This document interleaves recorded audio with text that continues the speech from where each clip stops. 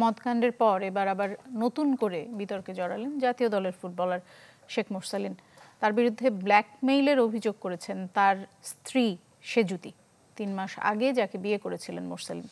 আপাতত মুখ খুলতে নারাজ কিংসের এই মিডফিল্ডার।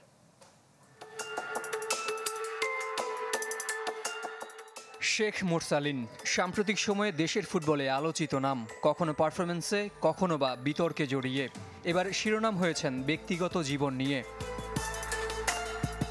গেল অক্টোবরে বসুন্ধরা আবাসিক এলাকায় অনেকটা অগোচরে বিয়ে করেন বিশ্ববিদ্যালয় শিক্ষার্থী সেজুতি বিনতেকে।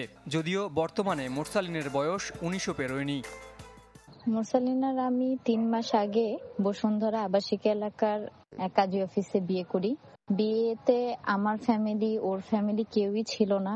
বিয়ের আগে 1 বছরের বেশি রিলেশনশিপ ছিল। 3 মাস না যেতেই মোরসালিনের বিরুদ্ধে গোপনীয়তা লঙ্ঘন ও ব্ল্যাকমেইলের অভিযোগ তুলেছেন তার স্ত্রী। সে আমার কিছু ভিডিও করে যেগুলোর ব্যাপারে আমি জানতাম না, কিন্তু সে এগুলো আমার আর তার পরিচিত কিছু মানুষকে দেয়। আর ভিডিওগুলো খুবই আপত্তিকর ভিডিও। একদিন আমি তাকে এই ভিডিওর কথাগুলো আবার জিজ্ঞেস করি তখন সে আমাকে বলে যে তুমি এগুলো নিয়ে মুখ খুললে তোমার এমন কিছু আছে যেগুলো তুমি কল্পনাও করতে পারবা না, তো তুমি কখনোই এগুলো নিয়ে কোনো কথা বলতে পারবা না। সেজুতির অভিযোগ, নেশা ও উচ্ছৃঙ্খল জীবনযাপনে বাধা দিতেই তার আপত্তিকর ভিডিও ছড়িয়ে দেওয়ার হুমকি দিয়েছেন মোরসালিন।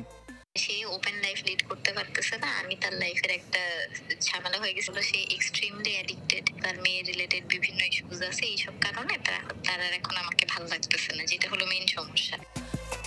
স্ত্রী হিসেবে সেজুতিকে স্বীকার করে নিলেও তার বিরুদ্ধে ওঠা অভিযোগ অস্বীকার করেছেন মোরসালিন। বিয়েটা তো আপনারা মানে দুজনের সম্মতিতে করছেন? হ্যাঁ, আমার তারিখটা মনে নেই।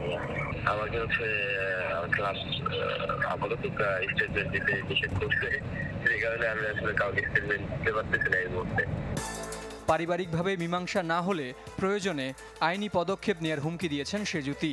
আর তাহলে আইনিভাবেই তা মোকাবেলা করতে প্রস্তুত মোরসালিন।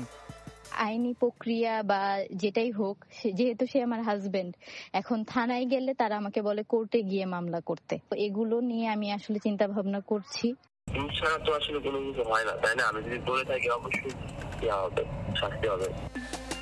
এর আগে 2023 সালে বিমানবন্দরে মদকাণ্ডে বসুন্ধরা কিংসের জরিমানা ও শাস্তির মুখে পড়েছিলেন শেখ মোরসালিন। জেড সাগর, চ্যানেল 24, ঢাকা।